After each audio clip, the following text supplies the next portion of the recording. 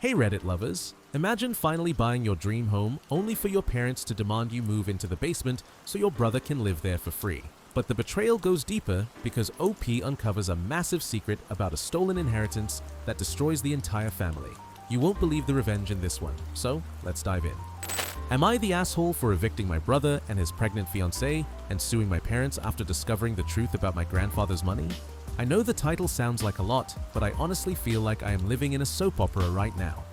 I am a 27-year-old male, and for context, I have always been the black sheep of the family simply because I am self-sufficient. My older brother, who is 29, has always been the golden child who can do no wrong, even though he has never held down a job for more than 6 months. My parents have spent their entire retirement savings bailing him out of credit card debt and buying him cars and paying for his rent in expensive apartments that he eventually gets evicted from. Meanwhile, I put myself through college with scholarships and 2 part-time jobs, and I saved roughly 70% of my income for 5 years straight because my goal was to buy a house.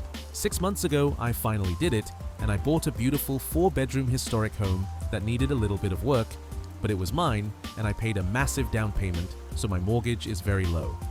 When I bought the house, my parents were weirdly unenthusiastic about it, and my mum made a comment asking why a single man needs so much space, but I brushed it off.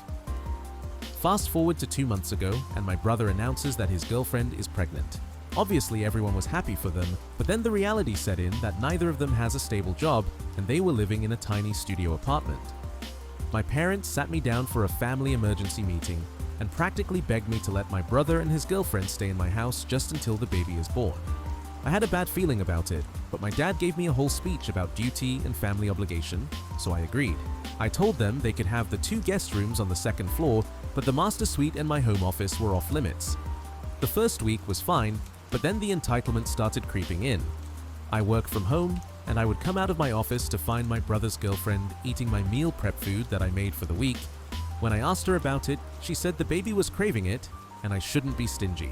Then my brother started inviting his friends over for gaming sessions in my living room until 3 in the morning on weeknights. But the real problem started when my mother began visiting every single day. I gave her a key for emergencies, which was a huge mistake, because I came home one day to find contractors in my kitchen. I asked what was going on, and my mum said she was getting quotes to knock down the wall between my kitchen and dining room to create an open concept play area for the baby. I lost my mind. I told the contractors to leave immediately, and I took the key back from my mother. She started crying, saying I was being unreasonable and that the house needs to be baby-proofed. I reminded her that it is my house and not a nursery for her grandchild. That brings us to last weekend.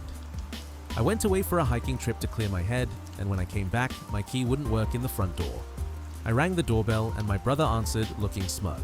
He told me that they changed the locks for security reasons because I had too many people coming in and out, which is a lie. I demanded to be let in, and when I got inside, my parents were sitting in my living room with floor plans spread out on the coffee table. My dad stood up and told me to sit down because we need to restructure the living arrangements. He told me that since the baby is coming, it makes no sense for me to occupy the master suite.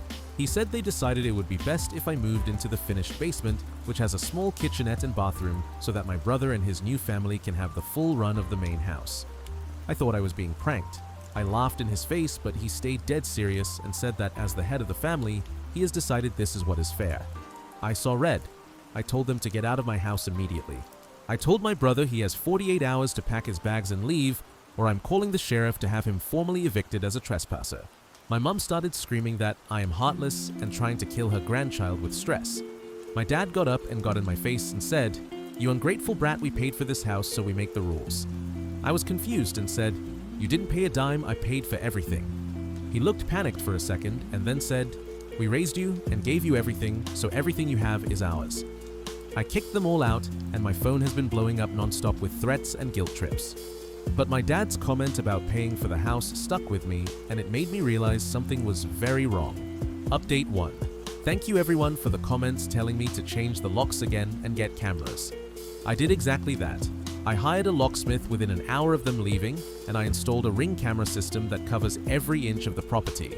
But I couldn't stop thinking about what my dad said. _quote_0_. It was such a weird specific thing to say. I started thinking back to when my grandfather passed away 5 years ago. He was a wealthy man, and I always assumed he would leave something for his grandkids, but my parents told me and my brother that Grandpa had made some bad investments late in life and there was no inheritance left. I decided to do some digging. I remembered the name of the law firm my grandfather used because they sent a condolence card to the house. I called them up on Monday morning and asked to speak to the executor of the estate. It took a few days of verifying my identity, but eventually I got the lawyer on the phone. When I asked him if there was any trust fund or inheritance left for me, he sounded very confused. He said, quote 1, I felt my stomach drop. I turned 25 2 years ago. I asked him how much was in the trust. He told me that my grandfather left a sum of $250,000 to each grandchild. That means my parents were holding $500,000 that belonged to me and my brother. I asked for documentation and he sent me the transfer records. Sure enough, the money was moved into a joint account under my parents' names 5 years ago. I immediately went to the bank where that account was held.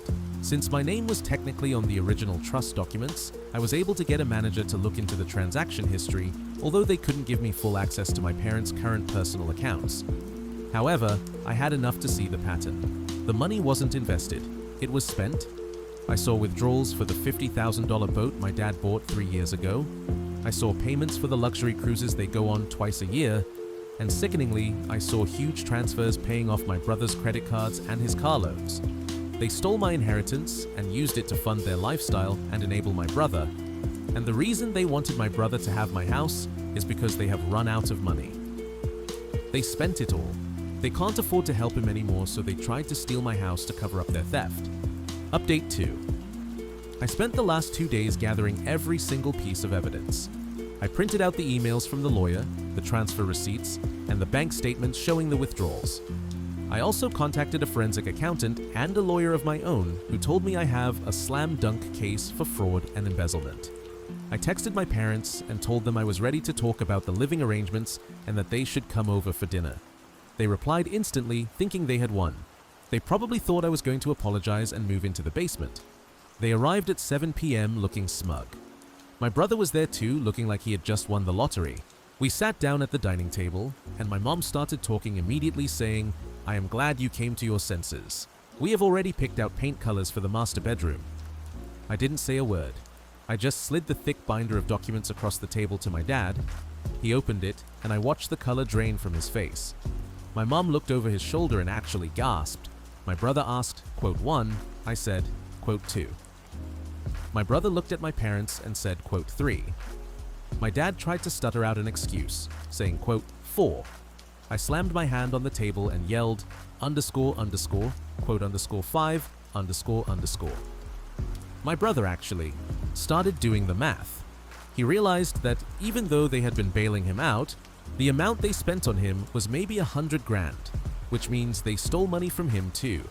For the first time ever, the golden child turned on them. He started screaming at my mom, asking where his money is because he has a baby on the way. My mom started sobbing, saying they did the best they could and that they intended to pay it back. I told them, quote 6. My dad tried to play the quote 7 card again, but I told him family doesn't steal $250,000 from their kids. I told them to leave my house and never come back. Update 3. It has been a month since the confrontation and things have imploded. My lawyer served my parents with a formal lawsuit. Since they obviously didn't have the cash lying around, they were forced to put their own house on the market. It is a large house in a wealthy neighborhood, so the sale should cover what they owe me, and hopefully what they owe my brother too. My brother has actually been surprisingly decent. He realized that our parents had been manipulating both of us. He and his girlfriend moved in with her parents in a different state to get away from the toxicity. We are currently low contact, but we are texting occasionally. My parents are absolutely miserable. They are staying in a rental apartment, and they have been blasting me on Facebook, calling me an ungrateful son who made his parents homeless. I commented on one of their posts with a screenshot of the court documents showing they stole $500,000. They deleted their Facebook accounts an hour later because all their friends started shaming them. I am currently living peacefully in my house. I changed the locks again, just to be safe, and I am using the master bedroom exactly how I want to. I also decided to use some of the money I will get back to finally renovate the kitchen, but I will be hiring my own contractors this time. So to answer the original question, I don't think I'm the asshole for evicting them. I think I was the victim of a long con, and I am just glad I woke up before they stole my house too. I honestly have chills. The level of manipulation to look a child in the eye and say, "We paid for this house," when you actually stole their inheritance is psychopathic. It makes total sense now why they were so desperate to get the brother into the house. They needed a place to stash him, because the well had run dry. I am glad the brother finally woke up too, but I still think he has a lot of growing up to do. And the fact that the parents tried to gaslight the internet only to get exposed by the court documents is just the cherry on top. My question for you guys is, would you have pressed charges? Some people say you shouldn't sue family no matter what, but I feel like $500,000 is way past the line of forgiveness. Let me know what you would have done in the comments below. If you enjoyed this wild ride, please hit that like button. It really helps the channel, and subscribe so you don't miss the next story. I'll see you guys in the next one.